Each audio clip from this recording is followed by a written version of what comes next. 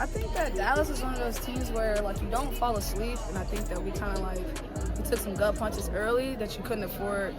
The drama surrounding the Indiana Fever's latest battle with the Dallas Wings wasn't the kind of ordinary mid-season loss that fades quietly into the background.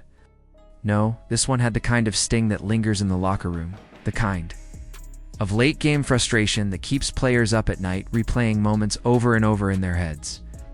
It was the sort of game where every possession felt like a test.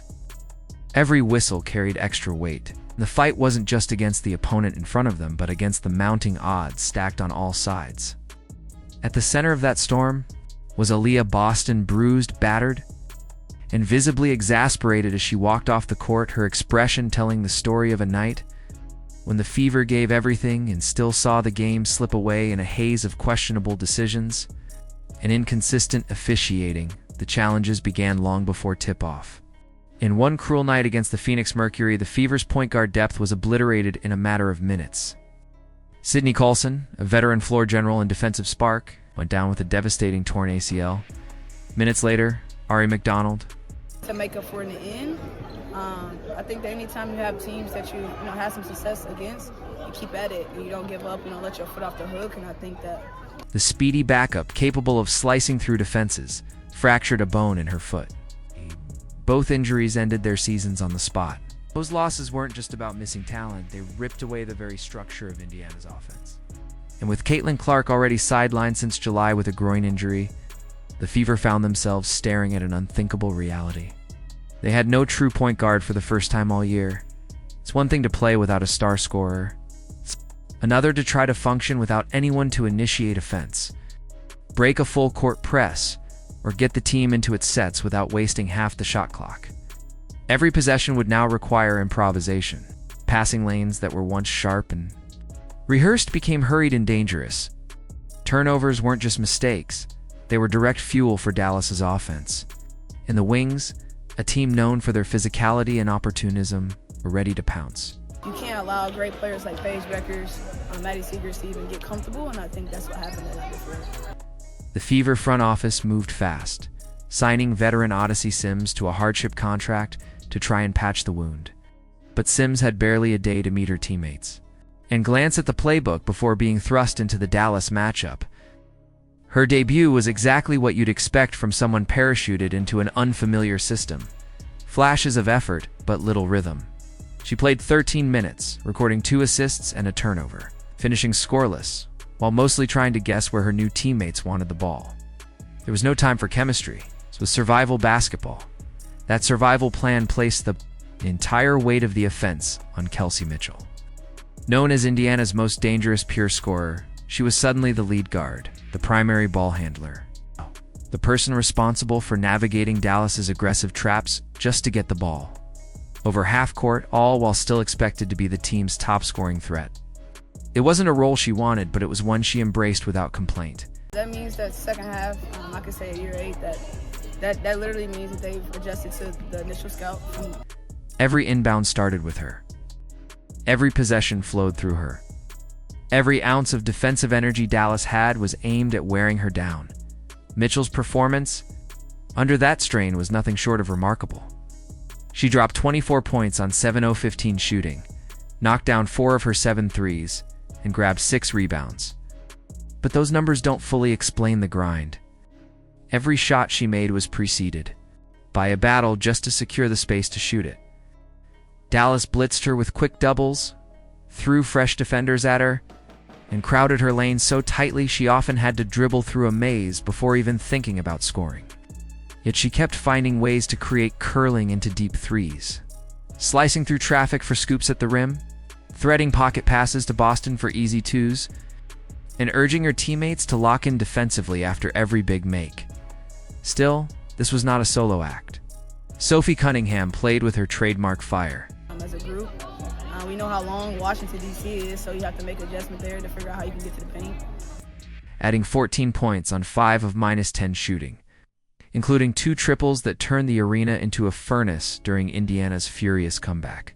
Her energy was contagious, diving for loose balls, jawing after contact, and refusing to concede an inch to Dallas's physical defense. Chloe Bybee was a sniper in limited minutes, scoring 11 points in just 12 minutes, hitting all 3 of her attempts from beyond the arc. Each one was a dagger into Dallas's momentum, especially a clutch fourth-quarter triple that forced the Wings into an unwanted timeout and gave Indiana just enough breathing room to believe Natasha Howard was the defensive backbone, posting a 12-point, 12-rebound double-double with 3 emphatic blocks that erased would-be layups and shut down Dallas's second-chance opportunities. Boston, fighting through constant grabs and bumps, still found a way to chip in 14 points. I have nothing but good things to say about Phoenix. That was my home for 6 years. I created a lot of fond memories and relationships. Anchoring the interior when outside shots weren't falling. Her spins, seals, and relentless post positioning kept the Wings from breaking the game open in the third quarter. And then there was Lexi Hull. She didn't score a single point, but her defensive work on Paige Bueckers was relentless, chasing her over screens, cutting off angles, forcing Dallas's offense to grind for every look. By the start of the fourth quarter, the Fever's resolve was clear. Down double digits, they ripped off a 25-4 run to storm back into the lead conversation. They had erased a 17-point deficit without their entire point guard rotation. A feat of pure willpower and team-wide commitment. And yet, what should have been a night of praise and proof of resilience turned into something else entirely in the game's final seconds. The pivotal moment came with 11.7 seconds left. Indiana had just secured a defensive rebound, trailing by 1, and still had their final timeout in hand. Friendships and close friendships out there, and so it's going to be really nice to see some of those people. But for me, I'm just all in. Instead of stopping play to draw up something deliberate, White chose to let Mitchell push in transition. The result, a tough, contested pull-up jumper that missed. Dallas snagged the rebound, and White called timeout with only 1.7 seconds left, far too late to run a meaningful play. After the game, White admitted she probably should have used it at the 3-second mark, a rare public acknowledgement of a coaching mistake in such a high-stakes moment. It was the kind of decision that gnaws at a team's psyche, because it wasn't about being outplayed. It was about a choice that could have been made differently. But if clock management was one source of bitterness, the officiating was another, and perhaps the bigger one. In the fourth quarter, Boston fought for position under the rim, only to have her arm clamped by her defender. Everyone watching saw the hold. Instead of calling it on Dallas, the whistle went against Boston. After review, the call stood, stripping Indiana of both their challenge and a critical timeout. I'm happy to be here in Indiana. They're just another team that's in our way to where we want to be. Phoenix is absolutely pretty. Broadcaster Rebecca Lobo openly expressed shock that it wasn't overturned. Then there was Sophie Cunningham's flagrant foul on Bueckers for a landing space violation, a call that mirrored one Bueckers herself had committed earlier, which had been upgraded to a flagrant against her. Later, Mitchell took nearly identical contact on a jumper with no whistle at all. These weren't just judgment calls. They were momentum-shifting moments in a one-point game. White didn't hide her frustration afterward. She told reporters that Kelsey Mitchell is held or chucked on every freaking possession without calls, that Aaliyah Boston is the worst officiated post player in the league. Her point was blunt. If the game is going to be physical, it needs to be physical for both teams. And that wasn't what happened. That sentiment was visible in the players too. Cunningham's boiling point came after being shoved, muttering a raw, audible curse before walking away. Worse from last year, what makes them difficult?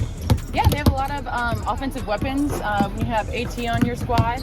Even Caitlin Clark in street clothes made her feelings known, clapping deliberately toward referee. Amy Bonner as the buzzer sounded. Boston's own post-game words were short but heavy. We need better focus. On the surface, it was a call for her team to tighten execution, but the subtext was clear. Staying locked in is harder when you feel the officiating standard shifting under your feet. That dual message summed up the night perfectly. Yes, the Fever had things they could control, but the elements they couldn't were just as impactful. The stakes made everything sting more. Dallas, a bottom 3 team this season, wasn't supposed to be a threat to playoff hopefuls. Indiana needed the win to solidify their postseason positioning. Instead, they fell to 18-15, dropping to 6th place in a race where every game now matters. With only a handful of regular season matchups left, the margin for error has vanished. And while some fans have started questioning White's lat game, anything can happen. When you have Satu, Pa, they have some newcomers that are really good, but they're just decision-making, it's also true that she has navigated a season shredded by injuries while still keeping her team in contention. A testament to the group's resilience and fight, but this night will be remembered not just for the loss, but for the way it happened. A shorthanded team, down 3 point guards, fought back from 17 down against one of the league's most physical squads. They did enough to win until the final seconds, until the whistles, until the hesitation. It was proof of their grit, and a reminder of just how cruel basketball can be when the margins are razor thin. The Fever still control their destiny. Caitlin Clark's return looms in the coming weeks, and the team has shown they can fight their way into the playoff picture, even with the decks stacked against them. But the question is whether nights like this will serve as fuel or as the kind of wound that's harder to shake off than the box score suggests. So now it's on you. Did Stephanie White's timeout hesitation cost Indiana the win? Or the officiating calls just an off night? Or do they point to a bigger, more troubling pattern for how stars like Boston